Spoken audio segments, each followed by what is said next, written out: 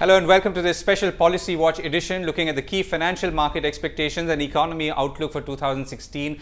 We've had a difficult 2015 in both the markets and economy. Difficult because expectations were higher than what actually happened. In relative terms though, India has done well among emerging markets and is facing many pressures because of reasons like a weak global economy and a strong dollar which are beyond its control. Now, India is also a beneficiary of lower commodity prices, as are many industries and companies. The questions for 2016 are simple. What are the possible headwinds and tailwinds the economy could face? What are the industries and businesses that could do well? And more importantly, how do we prepare for the worst and equally the best in 2016? Joining me to discuss this are Navneet Punot, Chief Investment Officer of SBI Mutual Fund, Atul Joshi, Managing Director of India Ratings, and Pankaj Sharma, Executive Director of Equirus Securities. Thank you very much for joining me. So, Navneet, let's begin with and try and lay down the foundation for what happened in 2015. And let me ask you first about stocks.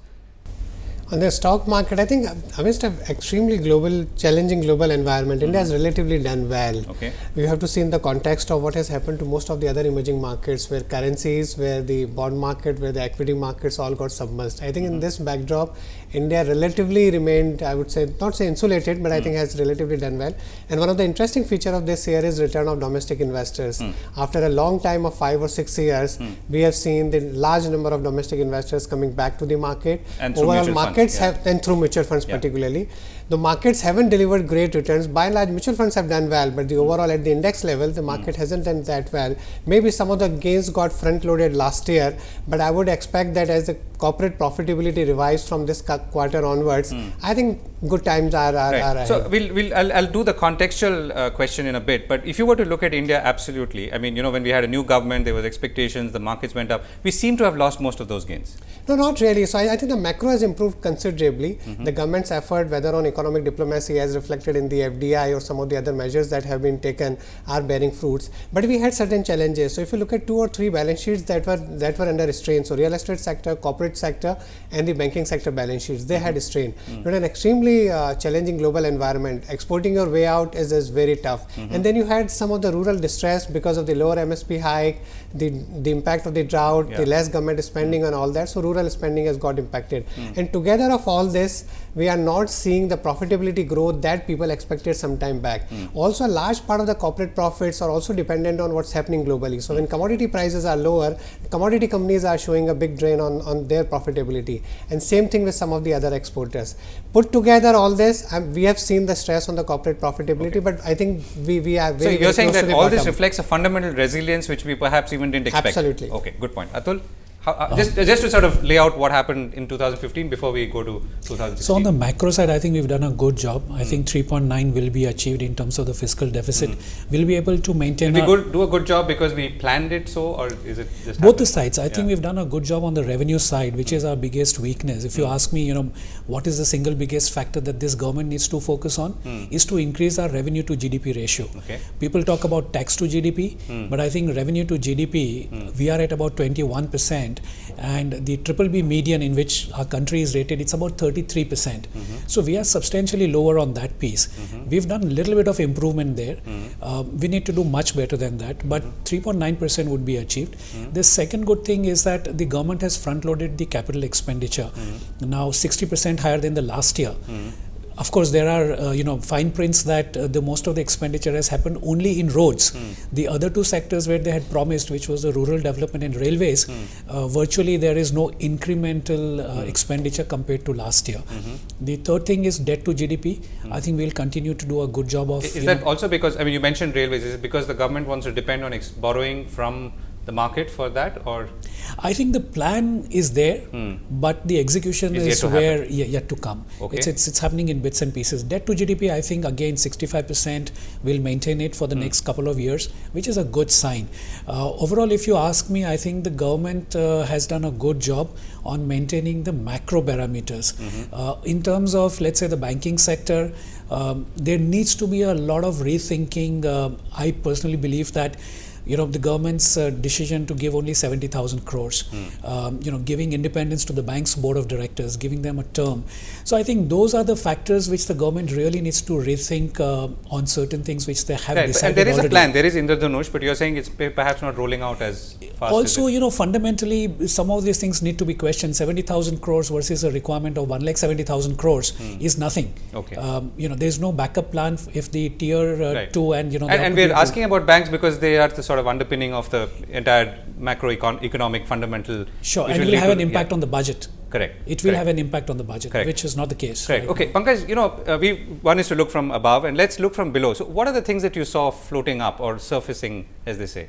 See, I think if you look at something which Navneet just said, that of course market is not doing too badly, because if you look at two data points, I don't know when it has happened earlier, but the IPO market has remained buoyant. Secondly, if you look at some of these mid-cap names, they have done relatively well. So if you look at in that context, I think headline market performance might not look that great, but still there are people interested in the market. So it's ultimately a market where you can't really ride the wave that if you buy something and it will outperform. That's not going to be the case. You have to do your homework well, and then if you find the opportunities, I think it's still a market which is so the mid caps that you talked about. So why did they do well? I mean, were there any common factors behind their better performance? No, there is nothing common, because if you look at many of these stocks were doing relatively better. So let's say if you look at, I'll give you an example. Let's say if you talk about L&T, L&T is a company which is very much exposed to the overall macro environment, and if the capex story is not reviving, L&T is unlikely to do well. So there is nothing wrong with L&T and there is nothing wrong with the company, but because the macro environment remains bad, the capex revival is not happening, L&T will not do well. But in selective pockets, let's say roads have started to do well. So there would be company like Ashoka Buildcon, Sadbhav, even PNC. These are the companies which are mid cap and they are benefiting from the activity which is happening in that space. Right. So you have to really look at the sectors which have started to do well, and if you take examples of companies from those sectors, I think it's still a good thing. Right. So Navneet, I mean, if you were to now look a little ahead, I mean, we'll do a 2016 projection in a while, but how are these little stories adding up as we stand today at the end of the year? So one of the things that we have been a very big beneficiary of the fall in commodity prices globally. In one sense that has that has improved our macro. So whether the subsidy bill, the fiscal deficit, inflation, current account, everything got improved. Of course, it impacted the profitability of some of the commodity company. But I think that commodity prices are very close to bottoming out in general. I think most of them are near the cost curve. Some of them are at lowest point in last 10, 15, 20 years at the record lowest level. And then when commodity prices go up, and next year, even the food inflation, I think we have also been benefiting from the decline in the global food prices. And I think if that reverses next year, one of the challenge for us, how to ensure that the consumer price inflation doesn't go above 4 or 5%. There, I think both the supply side reforms and RBI will have to remain on the vigil. And I think if we are able to continue on the path of that 4 or 5% inflation, then the overall macroeconomic stability could be at a completely different level compared to what we have seen in several boom and bust cycles in India going backwards. So you're saying also that the markets, I mean, we discussed this, have relatively been resilient considering what it could have been had India done worse than it did, or not as well as it did. Yeah, and also we have to see that the overall liquidity environment has been extraordinarily supportive. So you had right from US Federal Reserve to European Central Bank to Bank of Japan to PBOC to Bank of England, everybody has been very accommodative with the low inflation. But next year, as you see the divergence in the monetary policy where the US Federal Reserve start raising rates, that will also impact the global markets, and we have to be cognizant of that fact as well. Okay, so let's talk about flows for a second. You talked about how this has been a unique year because we've seen mutual funds benefiting from investor interest and at a level which we've not seen in a long time. So is this secular? I think the domestic money flow is a secular thing. The equity ownership is abysmally low within the overall households. I think if you put a couple of things together, the whole government's focus on the financial inclusion plan, the payment banks, the direct benefit transfer, I think a real estate regulator which is going to come up, the gold monetization, all these things put together can have certain 2 or 3 large impact. Number one, over a period of time, the parallel economy becomes more and more mainstream. The tax to GDP ratio goes up, government's ability to spend more money. But another larger impact could be an increase in India's savings rate, and within those savings, a larger proportion comes to the financial savings. So the flow to equity market and the long-term bond market from the household balance sheet, which is one of the strongest balance sheet in India as of now, this is, I think, to a very, very secular trend going forward. Right. So Atul, this is also the year where we've concretely created a gold monetization scheme. We're trying to create as physical and sort of more active assets for those who hold gold. So do you see shifts in the financial market composition, maybe going towards financial savings, as he says? To some extent, yes. Definitely, given the commodity prices, the people have taken a beating. Investors taken a big beating. Those who are very bullish on it, given the past trends. So I think definitely there would be a shift away from gold, away from real estate. And what is required actually right now at the moment is a way out of the locked amount. So, those who have bought gold at 40, would they be willing to sell at 25,000? Those who have invested in real estate at, let's say, 5,000 rupees a square foot, will they be willing to get out at 3,000 rupees a square foot? So same thing, where is the unlocking mechanism? Where is the avenue? And we are not seeing that kind of, let's say, returns inflation in any of the other assets, whether it is financial markets or equity market or anything else, where I think the incentive for the investor is that I disinvest in a loss-making investment, but get into an investment which is substantially higher and can, what will trigger that? To be honest, it's the mindset is one, but I think we are, as a nation, denying the fact that we've turned around. Okay. Everybody, whenever and whoever you speak to, is basically denying that our capital formation is substantially higher than what it was 3 years back. Our actual, if you see the PFCE, the private final consumption expenditure, it's almost 3 times than where it was in 2013. Consumer durables, consumer non-durables, capital goods, we are simply denying every single positive data. We are saying nothing is happening. I think we need to get out of that kind of mindset. I think it would take another 2 quarters, maybe July next year, the numbers would speak so strongly that it will not be possible for someone to say that, nothing's happening on the ground. Okay. And that's the time when, we would move on. Okay, right. So we'll see where we'll move on to in a moment. So Pankaj, are you seeing, you mentioned a few companies, you said they're the beneficiaries of increased capital expenditure, particularly in areas like infrastructure, roads. Are you seeing other examples like that, which are in some ways benefiting from the changes that I think there are examples, like, again, because infrastructure is such a critical sector here. It's a sector where you would see that if the gas availability becomes better, it is good. And we are already seeing examples like Torrent Power. Similarly, if you look at if the GST goes through, companies which would have market share moving from unorganized to organized, like a big beneficiary could be Symphony, which is in air coolers. So you would see these kind of examples where the shift is happening and the companies are getting benefit of that. And one of the points which was highlighted earlier, that as the parallel economy becomes more and more mainstream, and I think GST could be one reason for that, it would be a big factor. And I think those kind of things would be there and those kind of trends would be there, and we would see, of course, 1 year is a very small time frame in nation's history, but we would see these kind of trends emerging in next 3-4 years, and I think that would be very, very positive. Okay, so you did mention GST. So Navneet, is that, to what extent are we betting on GST? I think it's one of the significant reform. For a long time, we have all been waiting for that to make India one market. So that's why my question was, why are we if it doesn't betting? happen, I think it's going to impact sentiments, but I think, we will deal with it.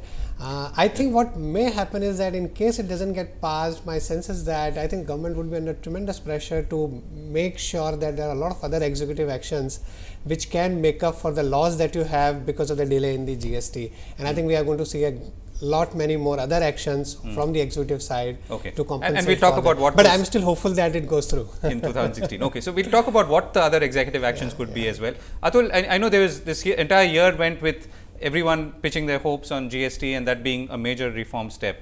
Do you feel that this could upset our sort of budgets and accounting, or the way we've been thinking of what our economy could be? I think it's good to have, but it's not something which the nation hinges on. So I think we've spoken too much about it. We have given too much of importance and created an image that without GST, this country is going to come to crumbles. Between 2004 and 2008, nobody talked about GST to reach 9%. So, if I look at the old series equivalent, maybe we are at 6.5%, and old series we reached 9.5% without GST. So why is it a precondition for me to achieve 9% growth again? I think it's good to have, again, just to repeat. Okay. Yeah. Okay, great. So let's take a break here, but I want to come back and now really talk about 2016 and what you gentlemen are putting out there for all of us to see. Stay with us. You're with Policy Watch on this special edition looking ahead at 2016. Welcome back here with Policy Watch in this special edition looking ahead at 2016. Navneet, so let's, earlier we spoke, we talked about the foundation, right? What went right in 2015, what went wrong, a lot of things seem to have gone right for India. So if we were to look ahead now, what are we carrying forward in terms of the fundamental strengths and perhaps weaknesses?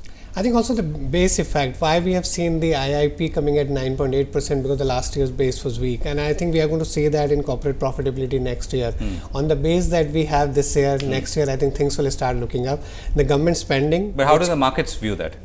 I think markets are expecting maybe we'll have 14-15% normalized growth from next year onwards, and I'm quite hopeful of that. I think as the government spending picks up, there are right intentions. Things have started moving, let's say in the road sector, not as much in railways, despite a lot of work by the government.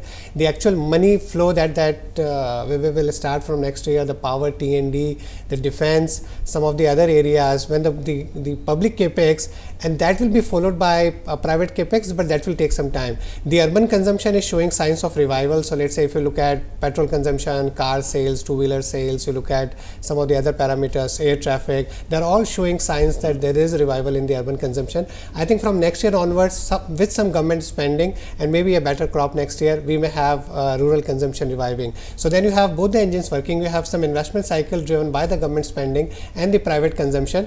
Then later on, that feeds into the private capex at a later stage. That's my hope from the 2015. Okay. And I think from a global environment perspective, I think India will still remain one of the oases of hope in a world which is still quite growth starved, quite yield hungry. And I think we'll see the interest in the India continuing from both from the FDI's perspective as well as the capital, the portfolio flows. Right. So Atul, let me take the global part. We have a weak China economy. We have problems in Europe. And many parts of the world, except for perhaps North America, are still looking weak. What's your sense? I mean, to what extent are we likely to be affected by this, or to what extent are the same winds likely to batter us? So there are two things. I think we've been talking about exports. Now, one of the things that we must look at is that between 2004 and 2010, the global merchant trade was 4.5 times that of the global GDP. From 2011, that has started breaking, and today the multiple stands just at 0.3, which means that there is no way the global trade is going to reflect the growth path of 2004 to 2008 or 2004 and you can also to 2010. see it in the Baltic Freight Index, which has crashed. Now, given that, should we really be pushing on exports for our growth? That is one thing which we need to think about. The second thing which we need to think about is that pay a lot more attention to what China is doing rather than what US is doing. I think US is a story which has been chewed too much, and US Fed increase and the currency volatility, I think that's all given. What China has done, I think they're writing a different kind of an economic book. And we are still reading the books written in the US, which was maybe 70, 80 or 100 years back. What have they done with making their currency, which is a pegged currency, an international currency? And how they have taken steps, what steps they have taken, how they have managed the currency volatility. I think that's where we are not focusing at all. I guess the Reserve Bank of India needs to pay equal importance to currency strategy than what they are paying to just the interest rate strategy. Okay, so that's one thing for 2016. No, sticking with China, I mean, China obviously is still slowing down in terms of manufacturing, in terms of how much it's exporting and its own shift to services. What does that mean for us? I think clearly, the dumping in the global market will continue. I do not see commodity prices increasing. If at all, they've stabilized. Yes, they may have stabilized, but the increase in the commodity prices is just not going to happen. The third thing is that, the Chinese currency is going to play a much major role in the global cross-currency basket than what we assume it to play. The fourth thing is going to be the capital investments that the China is going to drive.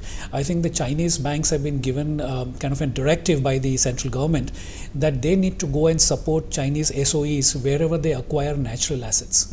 Now that's something which, over the next 5 to 10 years time frame would ensure that a lot of global natural resources are sitting in China's domain. Right. So you're saying the lesson for us is we need to accelerate that too. I mean, we are doing that already through ONGC, but very little. It's just not even a kind of a compared to. It's a blip right now, but we could surely be accelerating that. Yeah. Okay. So Pankaj, how do you pick this up? I mean, so obviously sectors. I mean, iron ore being a classic case where prices have gone to 10-year lows. But how does this sort of translate into markets? Because clearly not everyone is going to do well, or there are more who are going to do badly. See, I think one thing which is very, very clear that I really don't see the China problems going away in near term. They will remain for some time. And a lot of Indian companies will be affected. Yes. Yeah. So I think that is definitely the case. Also, of course, we are close to bottom of the commodity cycle, and I don't see any significant major correction from here onwards. So it is kind of stabilizing. But at the same time, it would help a lot of these companies where we would start to see the impact of steps government has taken. So let's say in a couple of quarters, I am very hopeful that we would start to see that in numbers. And that is something which would be very, very good, because ultimately, like if you remember what happened around May 2014, people were hoping that things would start to improve very, very quickly. Earnings would start to come in by January 2015. Unfortunately, that didn't materialize, and I think it was unrealistic hope in a way. So this is something which is not because government has not done anything, not really. Government has taken progressive steps, and I think that couple of quarters down the line, we would see earnings momentum coming back. We would see positive earnings, and that is something which is going to help the broader markets. And this is something which is, because if you look at many of these SME kind of companies, they are very, very dependent on what happens on the overall economy. Like if you look at many of these suppliers, which many of these cap goods companies, similarly auto ancillaries for auto, these are the guys who will show benefit, as autos have already started to do well in passenger cars and other areas. So this is something which would help the overall economy, the macro trend. Right. Okay. So Naveed, looking ahead at 2016, why should investors invest and perhaps come to funds like yours? So I'm sure that over the next couple of years, we are going to see a structural growth in the economy as well as a sustained growth in the corporate profitability. Over the last 20 years, corporate profits in India have grown at 14 or 15%. In last 7 years, they've grown at 7 or 8%. I think we are going to mean revert. Over the next couple of years, corporate profits are likely to grow in line with the nominal GDP, which itself looks, I think, more encouraging going forward. And I think the markets are reasonably valued, then investors can expect returns which are in line with the corporate profitability. On top of that, there are several new businesses, new segments, new things that are developing. As you go from a $2 trillion economy to a $4 trillion economy, as you move from $1,500 per capita to $3,000 per capita, this gives birth to several new businesses with the technology that you have got, with the new set of governance that you have got, with the new world that you are in. That will open up opportunities for different kind of stock picking in India. So India is a stock picker's paradise. A good fund manager can deliver better returns than the overall growth in the profitability. Market as a whole should deliver the growth in line with the corporate profitability. Right. Okay. Atul, so one of your points that you've argued very strongly is that we need to change our mindset. A lot of things, the data according to you is still strong. If we only convince ourselves of this data, then we could do better. Yeah. So I think, we are looking at just the state government, the central government. We have not looked at the state governments. If you just look at the capital expenditure, now 2013, the central government spent about 2 lakh crores. But the state government spent about 3.35 lakh crores. Now this compares just about 2011 when both of them, the central and the state, spent about 1.5 lakh crores each. So today, we just look at the central government's data. If you superimpose the state government data in an aggregate manner, it's almost 70-80% higher than the central government, which means that the growth is not just going to come from what the central government is doing, but what different states are doing in different parts of the industries, whether they're doing it in roads or ports or airports or whichever area. We need to pay attention to that, and then also plot which are the industries which would benefit from that particular capital expenditure, and then plan our Okay, so let me get a quick wish list. Pankaj, let me begin with you. What's the one thing that you would like to see in 2016? I mean, it could be policy, it could be independent corporate action, or I think slightly long answer, like what we have seen in last 10 years, that the state governments which have bucked anti-incumbency are the state governments which are leading the states to grow at above average rates. So except for an example of Odisha, you would see Bihar, Gujarat, everybody, they are the states where growth rate is higher than average. So this trend should continue, because then definitely you would see lot more momentum and lot more political will to do the reforms. And second thing is, I think this whole public capex which government is trying to do, I think this should continue, because all these GST etc. are very important. I am not saying that they are not important, but public capex is something which would help us grow in next couple of years till the time private picks up. Right. Okay. Atul, one thing that you would like to see? I would like to have this country evolve a foreign currency or the exchange rate strategy. Where is going to be India's rupee 20, 25, 30 years down the line?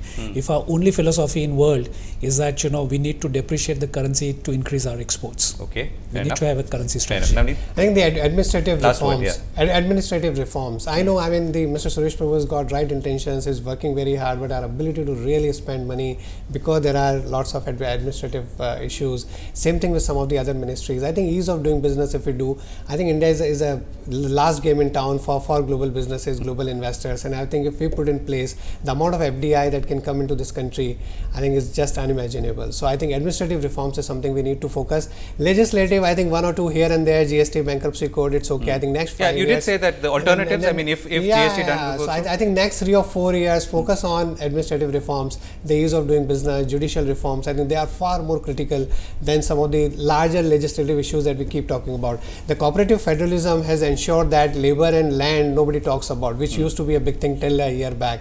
But then people have realized that state governments can find solutions to that. I think similarly we need to do with several other things. Right. And the fundamentals when it comes to the economy or parts of the economy and businesses or companies are looking strong. I think is what I've concluded from. Looking quite strong. Yeah. Looking quite strong, and will get stronger in 2016. Absolutely. Right. That's a good note to end on. Thank you so much. We've run out of time on Policy Watch this week. We'll be back next week, same time. Thanks for watching.